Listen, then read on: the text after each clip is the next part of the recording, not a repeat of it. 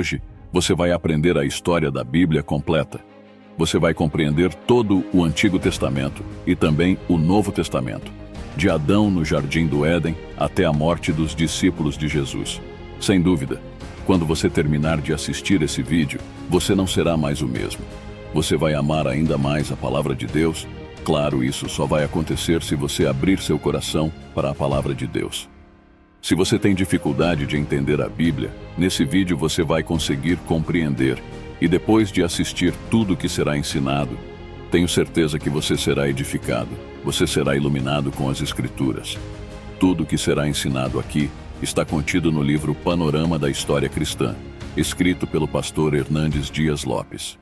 Tudo começou no princípio. Antes do início, só existia Deus. Ele nunca deixou de existir. Existe desde a eternidade. Ele não teve origem. É a origem de tudo. Ele não foi criado. É o Criador de todas as coisas. Ele não passou a existir. É o Pai da eternidade. A eternidade é um atributo exclusivo de Deus. No princípio, Deus criou os céus e a terra.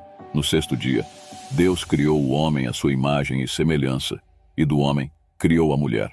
Adão e Eva foram criados perfeitos, puros e inocentes. Eles tinham plena comunhão com Deus.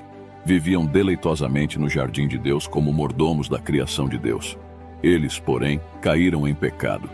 E toda a raça humana foi precipitada nesse abismo de depravação total, pois todos estávamos em Adão. Adão e Eva tiveram 2 filhos, Caim e Abel. Por inveja, Caim matou o irmão, tornando-se o primeiro homicida e fratricida da história. Mais tarde, Adão e Eva tiveram outro filho, Sete. Dele começou a surgir uma descendência santa que se voltou para Deus. Não tardou, porém, que a terra se enchesse de maldade e violência. Deus, então, resolveu eliminar da face da terra o homem que ele havia criado. Mas havia um justo, Noé. Por isso, Deus derramou o juízo por meio do dilúvio, salvando Noé, sua mulher e seus 3 filhos, Sem, Cam e Jafé, com suas respectivas esposas, em uma arca construída por eles. Por meio dos filhos de Noé, Deus recomeçou o povoamento da terra, dando início aos diversos povos. Sem torna-se o pai das nações semitas, Cam torna-se o progenitor das nações africanas e asiáticas, e Jafé, o tronco das nações europeias. Mais tarde, Deus escolhe uma família para formar o povo que seria o instrumento para trazer ao mundo o Messias prometido. Ele chama Abrão de Ur dos Caldeus. Este deixa sua terra e sua parentela e torna-se um peregrino da fé, levantando altares a Deus por onde passava. Seguiu com Abrão seu sobrinho Ló, que veio a ser pai de 2 nações, os Amonitas e os Moabitas. Quando Abraão saiu de Harã, tinha 75 anos. Deus prometeu que ele teria um filho, o filho da promessa, e seria pai de numerosa nação. E nele seriam benditas todas as famílias da terra. Abrão esperou 11 anos sem que a palavra de Deus se cumprisse. Então Sara, sua mulher, deixando de crer na promessa divina, entregou sua serva Hagar para coabitar com Abrão. Nasceu assim Ismael, que veio a ser pai de numerosa nação, o povo árabe, inimigo histórico do povo de Israel. Quando Abrão estava com 99 anos, Deus lhe apareceu e ordenou-lhe sair de sua cabana e contar as estrelas do céu. Então lhe disse que sua descendência seria tão numerosa quanto as estrelas do céu e a areia do mar, mas também que sua posteridade seria escrava por um período de 430 anos.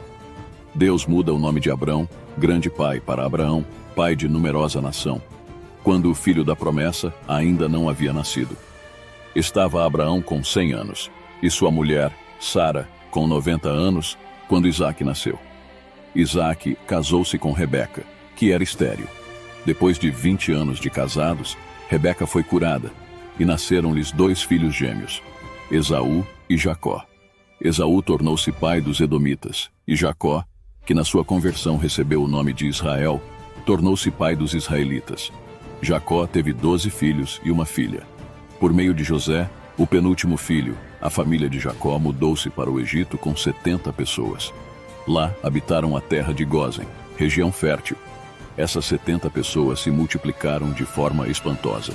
Depois de 400 anos no Egito, saem de lá, sob a liderança de Moisés, com 600.000 homens, fora mulheres e crianças, ou seja, cerca de 2 milhões de pessoas.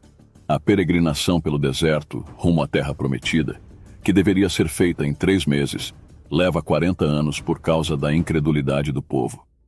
Dos 12 espias que foram conhecer a Terra Prometida, 10 voltam com um relatório pessimista e insuflam e amotinam o povo contra Deus e Moisés. Diante dos gigantes daquelas terras, sentiram-se gafanhotos e apequenaram-se, duvidando do poder de Deus. Então Deus os castigou severamente, condenando todo aquele povo a perecer no deserto, permitindo que apenas Josué e Calebe, os espias crentes, entrassem na Terra Prometida. O povo de Israel andou em círculos no deserto durante 40 anos, 1 ano para cada dia em que espiou a terra. O deserto torna-se o maior cemitério do mundo, onde perece toda aquela geração que saiu do Egito, exceto os 2 homens que ousaram confiar em Deus a despeito dos gigantes. Após os 40 anos de peregrinação, temos 7 anos de conquista da terra sob a liderança de Josué, mas ainda muita terra restou para ser conquistada. Josué, servo de Moisés, introduziu o povo na terra prometida por um chamado de Deus e por uma capacitação extraordinária. Após a morte de Josué, inicia-se uma longa fase de 330 anos de governo teocrático, chamada de período dos juízes. Foi um tempo de grande instabilidade espiritual e de altos e baixos na vida de Israel. No tempo dos juízes, o povo fazia o que dava no coração. Por causa da dureza do coração do povo de Israel, este foi oprimido por muitos inimigos. Nesse tempo, Deus levantou líderes de grande envergadura, como Gideão, Jefté, Sansão e Samuel. Depois desse longo período, veio uma nova fase, a monarquia. O povo de Israel, olhando para as nações vizinhas, pediu um rei. O povo não queria mais que Deus governasse sobre ele. Samuel, o último juiz, unge então Saul como rei sobre Israel. Saul governa por 40 anos. Começa bem e termina mal. Abre as cortinas do seu governo com humildade, mas depois rende-se à soberba, à crueldade e, finalmente, à rebeldia e à apostasia. Depois dele, Davi reina em seu lugar também por 40 anos, transferindo a capital de Israel de Hebrom para Jerusalém. Seu governo é bem-sucedido. Davi fortaleceu seu reino e tomou-se o mais destacado rei de Israel. Ajuntou fortunas, conquistou terras, venceu exércitos, andou com Deus. Foi um homem segundo o coração de Deus. Mesmo pecando gravemente contra Deus, contra sua família e contra o seu povo, arrependeu-se e foi perdoado por Deus. De sua linhagem veio o Messias. Após sua morte, Salomão, seu filho, reina em seu lugar por 40 anos. Pediu a Deus sabedoria, e Deus lhe deu sabedoria e riquezas. Tornou-se um homem notório em seu tempo. Edificou o templo de Jerusalém e desfrutou de paz em seu governo. Porém, por causa de suas muitas mulheres, tem o coração corrompido. Só na velhice Salomão se volta para Deus e se arrepende de seu pecado. Assim, tivemos 120 anos de reino unido. Saul caiu nas malhas da feitiçaria, Davi no laço do adultério e Salomão nas garras da idolatria. Deus atendeu ao desejo do coração do povo, dando-lhe reis, mas o povo teve de sofrer as consequências dessa insensata escolha. Após a morte de Salomão, o reino foi dividido porque seu filho Roboão recusou-se a levar em conta o clamor do povo para aliviar os impostos abusivos. A pompa, o fausto e o luxo do governo salomônico eram sustentados pelos braços dos trabalhadores. Eles, estrangulados por impostos escorchantes, aproveitaram a transição de governo para reivindicar as mudanças. Como não lograram êxito, não puderam caminhar com o novo rei. Assim, 10 das 12 tribos conspiraram contra Roboão e seguiram um novo líder, Jeroboão I, formando o Reino do Norte, cuja capital veio a ser Samaria. O Reino do Norte durou 209 anos. Esse reino teve 19 reis, oriundos de 8 diferentes dinastias. Nenhum desses reis foi piedoso. Todos se desviaram de Deus e seguiram os caminhos de Jeroboão I. Este rei resolveu usar a religião por interesses políticos. Temendo que seus súditos buscassem Jerusalém para adorar no templo e fossem assim atraídos politicamente pelos reis de Judá, Jeroboão primeiro resolveu construir templos no Reino do Norte, em Betei, Gilgal e Berseba. Neles colocou um bezerro de ouro e induziu o povo a adorá-lo como se fosse o próprio Deus. Todos os 19 reis do Reino do Norte andaram por esse caminho. Todos foram ímpios e perversos. Nenhum buscou a Deus. O Senhor levantou nesse tempo alguns profetas para denunciar o pecado dos reis, da nação e dos profetas da conveniência, assim como dos sacerdotes subornados por dinheiro. Deus levantou nesse tempo os profetas Amos, Oséias e Miqueias. Eles corajosamente confrontaram os desvios da nação, desde o palácio às choupanas, desde os templos rivais ao comércio, desde as ruas aos campos. Eles denunciaram a corrupção política e ergueram a voz contra a religião prostituída. Lançaram o libelo acusatório de Deus contra os poderes executivo, legislativo e judiciário que se haviam corrompido. Denunciaram a injustiça social e a opressão econômica. Convocaram o povo ao arrependimento, mas suas mensagens caíram em ouvidos surdos. No reinado de Acabe, por intermédio de sua mulher Jezabel, foi disseminada em Israel a perniciosa crença em Baal, o deus cananeu da prosperidade. Nesse tempo, Deus levantou o profeta Elias para desmascarar essa divindade pagã e deitar por terra a credibilidade do ídolo abominável. Ainda nesse reino, Deus chamou Eliseu para substituir Elias e realizar um ministério prodigioso. Mas, como Israel não quis ouvir a voz de Deus, o Senhor usou a linguagem da vara e trouxe a Assíria contra a nação de Israel. A Assíria foi a vara da ira de Deus contra Israel. Era um império expansionista, guerreiro e sanguinário. Sempre que dominava um povo, praticava barbáries e atrocidades contra os dominados. Normalmente, ao entrar numa cidade ou vila, deixava os corpos mutilados, empilhando cabeças à porta das cidades conquistadas, expondo as pessoas à mais amarga ignomínia. Após levar o povo do norte para o cativeiro, o rei Sargão II enviou à terra de Israel um misto de outros povos, formando ali uma grande mistura de raças. Ele sabia que a miscigenação racial enfraqueceria o potencial de resistência de um povo. Assim, com aquela mistura racial, formou-se em Israel um povo híbrido, chamado samaritano, que veio a constituir-se num inimigo figadal do povo de Judá. O Reino do Sul, composto pelas tribos de Benjamim e Judá, teve 20 reis, sendo que vários foram piedosos, como Asa, Josafá, Ezequias, Jotão, Uzias, Joás e Josias. Sempre que um rei piedoso subia ao trono, a nação prosperava e crescia econômica, moral, social e espiritualmente. No Reino do Sul, para cumprir a profecia de que o Messias viria da casa de Davi, governou apenas uma única dinastia. Para falar ao povo de Judá, Deus levantou vários profetas, como Isaías, Miqueias, Joel, Sofonias e Jeremias. A nação também se corrompeu profundamente, não dando ouvidos à voz de Deus.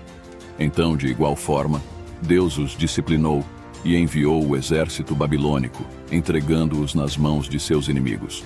O povo de Judá foi levado ao cativeiro babilônico. O Reino do Sul, chamado Judá, durou 345 anos. Depois de 2 investidas, Nabucodonosor invadiu Jerusalém, destruiu seu glorioso templo e levou o povo para o cativeiro, deixando a cidade sob tremendo opróbrio.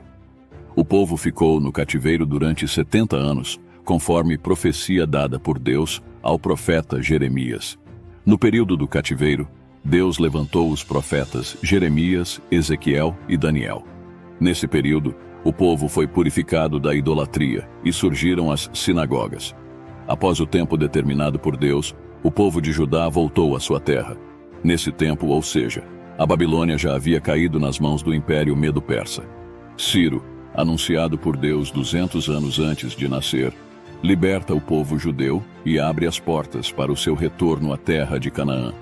O povo volta em 3 turnos, sob a liderança de Zorobabel para a reconstrução do templo, sob a liderança de Esdras para o ensino da lei e sob a liderança de Neemias para a reconstrução dos muros e a reestruturação política e espiritual do povo.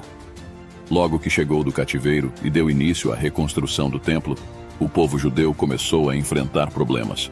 Primeiro, os samaritanos astuciosamente quiseram unir-se a eles na obra, a fim de desestabilizá-los. Como a proposta da parceria foi rejeitada, os samaritanos, numa segunda etapa, começaram a ameaçá-los. A seguir, os samaritanos escreveram ao rei Artaxerxes acusando os judeus de conspiração contra o reino medo-persa. Em face dessa nefasta perseguição, a obra do templo foi paralisada por uns 20 anos. Nesse período, o povo relaxou no seu zelo pela casa de Deus e começou a voltar-se para seus próprios negócios, construindo e embelezando suas próprias casas em detrimento da casa de Deus que estava em ruínas. Nessa época, Deus levantou os profetas Ageu e Zacarias para chamar o povo ao arrependimento. A mensagem desses profetas surtiu efeito rápido e profundo. O povo se arrependeu e voltou com entusiasmo para concluir a reconstrução do templo. Houve então grande despertamento espiritual, um concerto nas famílias e no sacerdócio e uma volta de todo o coração para Deus.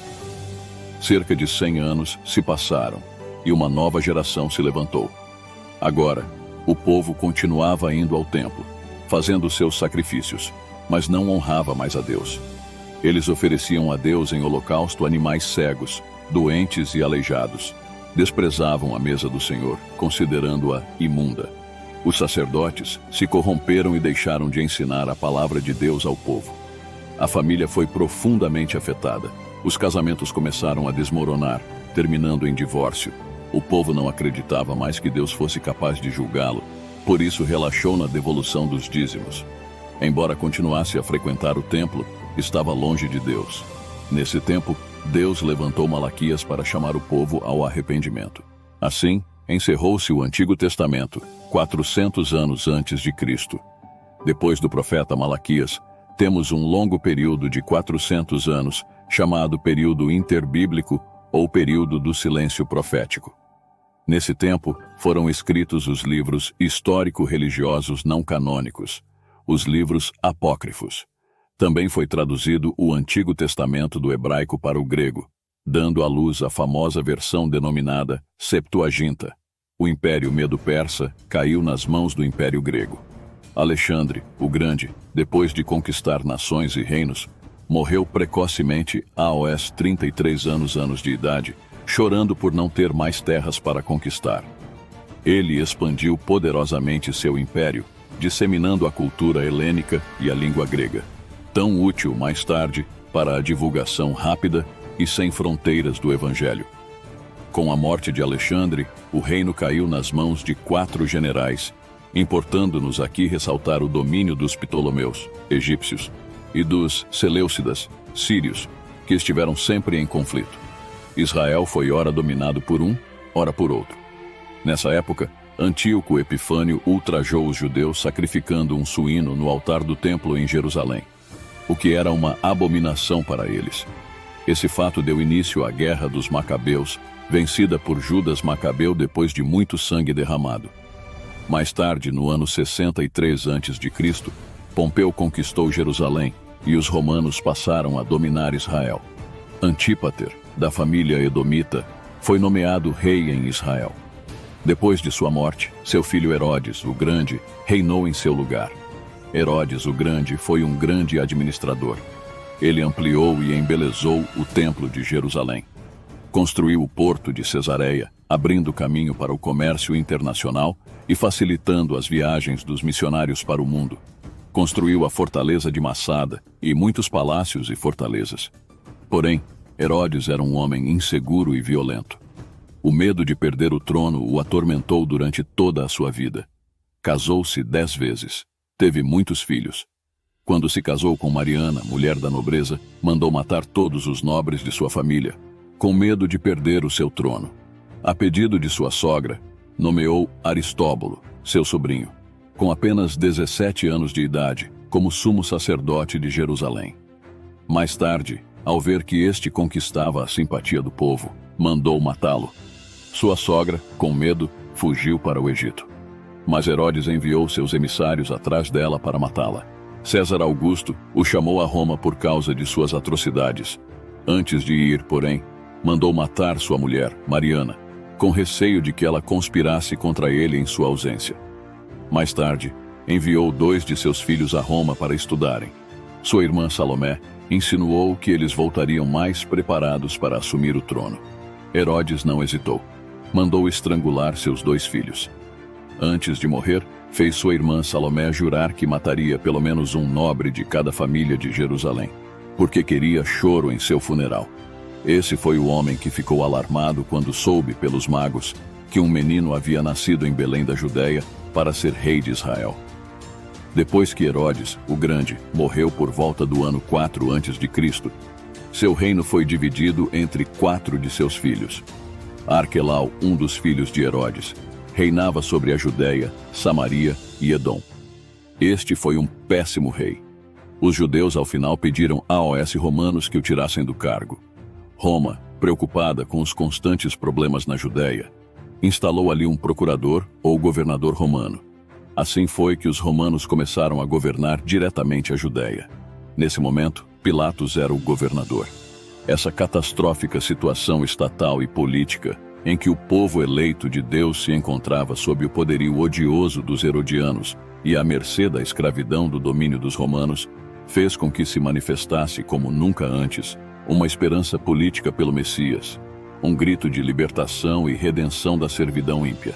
Foi então nessa época que Jesus, na plenitude dos tempos, cumprindo as profecias bíblicas, nasceu em Belém da Judéia. O Verbo eterno se fez carne e tabernaculou entre os homens. Ele habitou entre nós, cheio de graça e de verdade.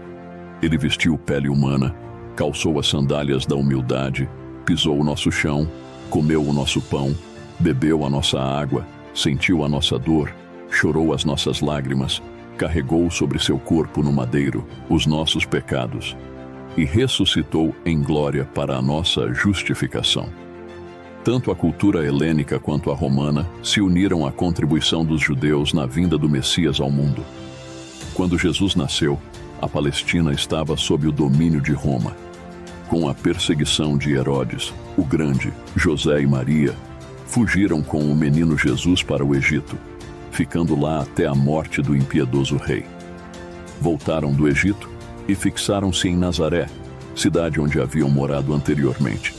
Ali, Jesus cresceu como filho de um carpinteiro. Aos 30 anos de idade, deu início ao seu ministério, tendo sido batizado no Jordão por João Batista, identificando-se assim com os pecadores, aos quais veio salvar. Ali no Jordão, enquanto Jesus orou, os céus se abriram e o Pai falou: "Este é o meu Filho amado, em quem me comprazo." Nesse mesmo instante, o Espírito Santo desceu sobre ele, em forma de pomba, revestindo-o com poder para dar início ao seu ministério. Do Jordão, Jesus foi conduzido ao deserto pelo Espírito Santo, onde jejuou por 40 dias e 40 noites, tempo em que foi tentado pelo diabo. Por 3 vezes o diabo investiu contra Jesus para derrubá-lo, mas o Filho o venceu no deserto, usando sempre a espada do Espírito, a palavra de Deus. O diabo derrubou o primeiro Adão no paraíso, mas foi derrotado pelo segundo Adão no deserto. Do deserto, Jesus, cheio do Espírito Santo, seguiu para a Galileia. Chegando a Nazaré, onde viveu a maior parte da sua vida terrena, entrou na sinagoga, tomou o rolo do livro de Isaías e leu: "O Espírito do Senhor está sobre mim, pelo que me ungiu para pregar, para curar e para libertar." Jesus chamou 12 homens, aos quais deu o nome de apóstolos, investindo a maior parte do seu tempo para treiná-los e discipulá-los. Percorreu a Galileia, a Pérea, Samaria e a Judéia.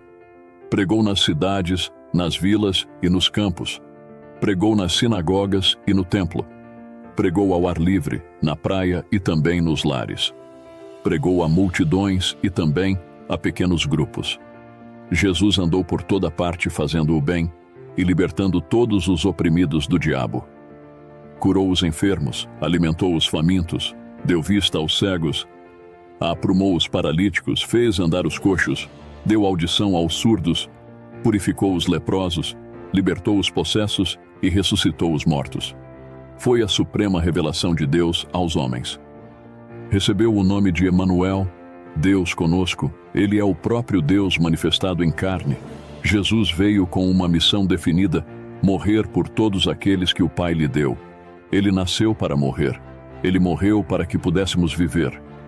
O apóstolo Paulo foi enfático em dizer que ele morreu pelos nossos pecados, segundo as Escrituras, foi sepultado e ressuscitou ao terceiro dia, segundo as Escrituras. Sua morte não foi um acidente nem sua ressurreição, uma surpresa. O diabo usou diversos artifícios para demovê-lo da cruz, mas Jesus marchou para ela como um rei caminha para a coroação. Na cruz, Jesus esmagou a cabeça da serpente e triunfou sobre os principados e potestades, expondo-os ao desprezo. Na cruz, Jesus consumou a obra da redenção. Na cruz, ele nos libertou. A morte não pôde detê-lo. Ao terceiro dia, Jesus ressuscitou para a nossa justificação. Antes de subir aos céus, porém, instruiu os discípulos a permanecerem em Jerusalém, aguardando a promessa do Pai, até que fossem revestidos de poder. Em Atos, capítulo 1, versículo 8, Jesus fala sobre a capacitação de poder dada pelo Espírito Santo e dá também a estratégia de ação a ser seguida. Ser testemunha tanto em Jerusalém, como em toda a Judéia, Samaria e até os confins da terra. Depois do Pentecostes, a igreja explodiu em Jerusalém num crescimento espantoso. Multidões eram convertidas e agregadas a ela. O crescimento e a expansão da igreja de Jerusalém são registrados por Lucas até o capítulo 7 do livro de Atos. Como a igreja ainda estava limitada à Judéia, Deus enviou uma perseguição contra ela, e os crentes foram dispersos, levando a palavra por onde iam. Assim é que Filipe chegou a Samaria, quebrando os muros de inimizade e pregando ali o evangelho com poder. O povo se alegrava ao ouvir e ver as coisas que Deus fazia por intermédio de Filipe. O diácono pregador falava e fazia, pregando aos ouvidos e aos olhos. Pela imposição de mãos dos apóstolos Pedro e João, os samaritanos também receberam o Espírito Santo.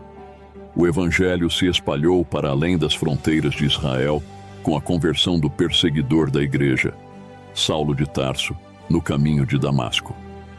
Mais tarde, uma igreja gentílica, a igreja de Antioquia da Síria, tornou-se a mãe das missões transculturais.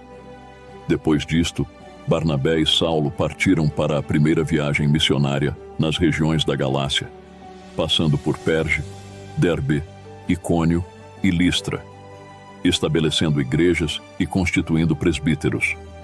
Na segunda viagem missionária, Paulo e Silas, por orientação divina, foram para as províncias da Macedônia e Acaia, plantando igrejas em Filipos, Tessalônica, Bereia e Corinto.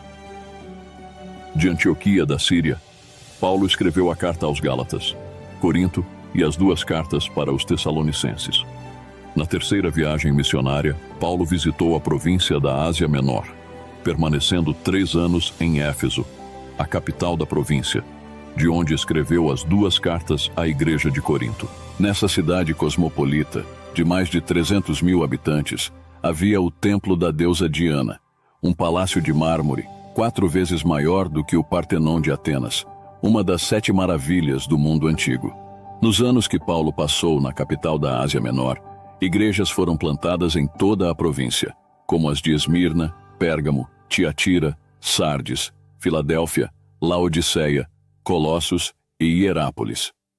Em virtude da fome que assolou o mundo no tempo do imperador Cláudio, os judeus foram expulsos de Roma conforme registrado no livro de Atos, capítulo 18, versículo 2. Paulo então faz uma grande coleta entre as igrejas gentílicas para levar aos pobres da Judéia. Ao embarcar rumo a Jerusalém, comunicou aos presbíteros de Éfeso que de cidade em cidade o que lhe aguardava eram cadeias e tribulações. Não obstante, não levava em conta sua própria vida para cumprir seu ministério de anunciar o evangelho da graça de Deus. Antes de embarcar para Jerusalém, escreveu sua mais robusta epístola, a carta aos Romanos, onde compartilhou seu desejo de visitar a capital do império e repartir com a igreja a palavra, sendo por ela enviado até a Espanha. Mesmo levando significativa ajuda financeira, AOS, Pobres da Judéia, Paulo foi preso em Jerusalém e dali transferido para Cesareia, onde foi acusado durante 2 anos pelos judeus, sob a égide dos governadores Félix e Festo. Em face da tendência de Festo de entregá-lo nas mãos do Sinédrio, que planejava sua morte, Paulo, usando os privilégios de sua cidadania romana, optou por ser julgado em Roma. Na viagem para a capital do império, enfrentou um terrível naufrágio. O navio se despedaçou por inteiro, porém todos os passageiros e tripulantes foram salvos miraculosamente, conforme promessa de Deus a Paulo. Na ilha de Malta, onde chegaram, uma víbora picou a mão de Paulo, mas Deus neutralizou o veneno letal da cobra e ainda usou seu servo para curar todos os enfermos da ilha. Assim, os malteses enviaram Paulo a Roma com todas as suas necessidades supridas. Ali permaneceu preso durante 2 anos, em uma casa alugada. Dali, Paulo evangelizou a guarda pretoriana, estimulou os crentes a trabalhar e escreveu cartas para Efésios, para Filipenses, Colossenses e para Filemão. Após esse período, Paulo foi liberado da prisão e então escreveu a primeira carta a Timóteo e a carta a Tito. Mas, a partir do ano 64, a perseguição à igreja, em vez de ser religiosa, passou a ser política. E Paulo retornou à prisão, sendo encerrado numa masmorra, um porão subterrâneo, escuro, úmido e insalubre. No dia 17 de julho do ano 64, a cidade de Roma, com mais de 1 milhão de pessoas, foi incendiada. Nero, o imperador, vestido de ator, subiu para o alto da Torre de Mecenas, de onde assistiu ao espetáculo horrendo das chamas devorando a cidade. Foram 7 noites e 6 dias de incêndio. Quando as chamas apagaram, 70% da cidade estava destruída. Dos 14 bairros de Roma, 10 deles foram devastados pelas chamas. Os 4 bairros restantes, densamente povoados por judeus e cristãos, deram a Nero um álibi para colocar a culpa do incêndio de Roma nos cristãos. Começa então uma brutal perseguição à igreja. Faltou madeira para fazer cruz, tamanha a quantidade de crentes crucificados. Os crentes eram amarrados em postes, cobertos de piche e queimados vivos, para iluminar as noites de Roma. Foi um verdadeiro massacre. Dessa segunda prisão, Paulo escreveu a sua última epístola, a segunda carta a Timóteo. Nela relatou a chegada do seu próprio martírio e a gloriosa esperança de tomar posse da coroa da justiça. Assim, por volta do ano 67, o veterano apóstolo foi degolado, deixando, porém, para as gerações pósteras, um bendito legado. O Novo Testamento foi escrito num período de 50 anos. Temos 4 livros biográficos, os 4 evangelhos, e 3 são sinópticos, quer dizer, vistos por uma mesma perspectiva. Mateus, Marcos e Lucas. A ênfase de Mateus é apresentar Jesus como o Rei dos Judeus. Escrito para os judeus, tem o maior volume de citações do Antigo Testamento. É o mais judaico dos evangelhos. A ênfase de Marcos é apresentar Jesus como servo. Escrito para os romanos, é o evangelho que se concentra nas obras de Jesus, mais do que nos seus ensinos. O evangelho de Lucas enfatiza Jesus como Filho do Homem. Escrito para os gregos, por um médico gentio, historiador e viajante, tem como propósito apresentar o retrato de Jesus como o homem perfeito. Por isso, Lucas é o evangelista que mais fala da vida de oração de Jesus e do seu ministério realizado no poder do Espírito Santo. João, já no final do 1º século, para refutar o gnosticismo, uma perniciosa heresia que negava a divindade de Cristo, com uma abordagem diferente dos demais, prova que Jesus é verdadeiramente Deus e verdadeiramente homem.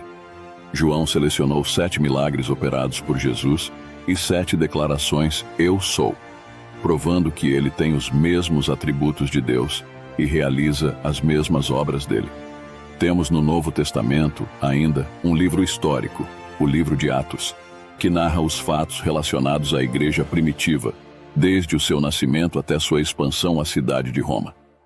3 igrejas lideraram esse avanço: Jerusalém, Antioquia e Éfeso. 4 províncias do Império foram alcançadas: Galácia, Macedônia, Acaia e Ásia Menor. O livro de Atos não tem conclusão, pois a história da igreja continua. Nós somos herdeiros e continuadores da igreja que nasceu no Pentecostes. Temos também as cartas do apóstolo Paulo às igrejas de Roma, Galácia, Éfeso, Filipos, Colossos e Tessalônica, bem como suas cartas pessoais, a Timóteo, Tito e Filemon. Temos, outro sim, uma carta enviada a AOS judeus que estavam sendo tentados por causa da perseguição a retroceder na fé, que é a carta AOS Hebreus, de autor desconhecido. Temos ainda as cartas gerais, escritas por Tiago, Pedro, João e Judas. Finalmente, temos um livro escatológico, o Apocalipse, que narra a vitória triunfal de Cristo e de sua igreja, escrito pelo apóstolo João na ilha de Patmos, por volta do ano 96. Espero que você tenha aprendido sobre essa história. Deus abençoe sua vida. Se você ainda não aceitou Jesus como seu Salvador, ainda dá tempo, arrependa-se. Ele pode mudar seu futuro, sua história. Ele pode tirar de você toda a tristeza, toda a solidão e te proporcionar o que você precisa. Entra no teu quarto, fecha a porta e fala com Deus. Ele vai te ouvir. Deus abençoe. Se você gostou do vídeo, não esqueça de curtir e se inscrever no canal.